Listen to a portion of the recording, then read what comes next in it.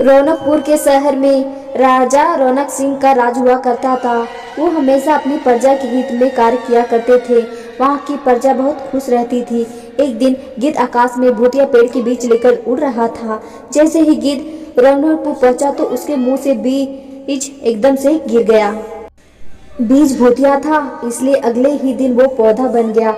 वहाँ के स्थानीय निवासी ने जब पौधे को देखा तो हैरान रह गए, क्योंकि पौधा काला रंग का था।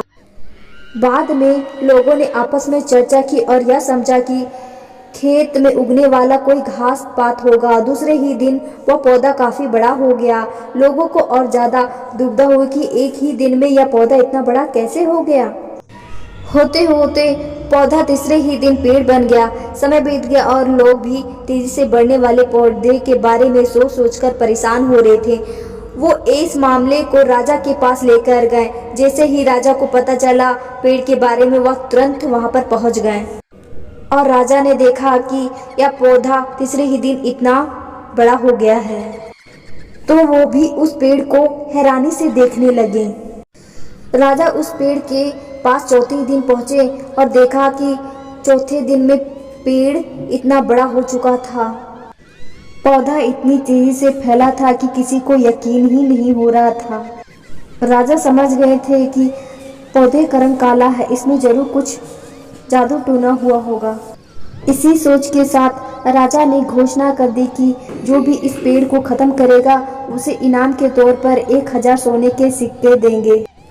यही नहीं, राजा ने यहाँ तक कहा कि पेड़ को खत्म करने वाला व्यक्ति मेरी मृत्यु के बाद मेरी राजगद्दी पाने का हकदार भी बनेगा। इतनी बड़ी घोषणा सुनने के बाद हर कोई पेड़ को खत्म करने के लिए अपना दिमाग लगाने लगा।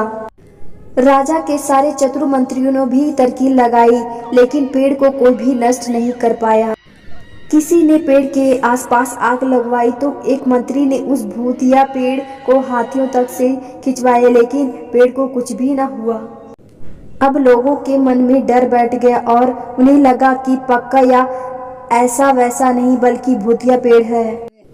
तभी उस गांव के एक समझदार व्यक्ति को राजा की घोषणा का पता चला। जानकारी मिलते ही वह अपने गुरु के पास पहुंचा और भूतिया के जुड़े रहस्य को जानने के लिए पहुंच गया। गुरुजी ने अपने ध्यान की शक्ति को एकत्र करके देखा और उनसे पूछा, क्या तुम पेड़ को खत्म करना चाहते हो?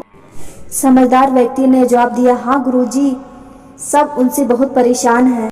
गुरुजी ने बताया कि उसे खत्म करने का एक ही तरीका है, उसके लिए तुम्हें उस पेड़ के आसपास नमक डालना होगा। इस तरकीब के बारे में जानते ही वो व्यक्ति तेजी से राजा के पास गया और कहा कि इस पेड़ के आसपास आपको नमक डलवाना होगा, ऐसा करने पर ही यह पेड़ खत्म होगा। राजा ने अपने सैनिकों को ठीक ऐसा ही करने को कहा। सैनिकों ने मिलकर पेड़ के चारों ओर खूब सारा नमक डाल दिया। नमक डालने के एक दिन बाद ही पेड़ का आकार कुछ छोटा हुआ। होते होते 5वें ही दिन पेड़ एकदम छोटा हो गया। उसके बाद गलकर वह गायब हो गया। उस व्यक्ति की तरकीब काम आ गई और राजा ने खुश होकर उसे इनाम की 1000 सोने की मोहर दे दी।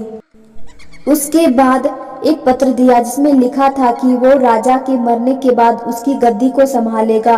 वो समझदार व्यक्ति खुश होकर अपने घर चला गया।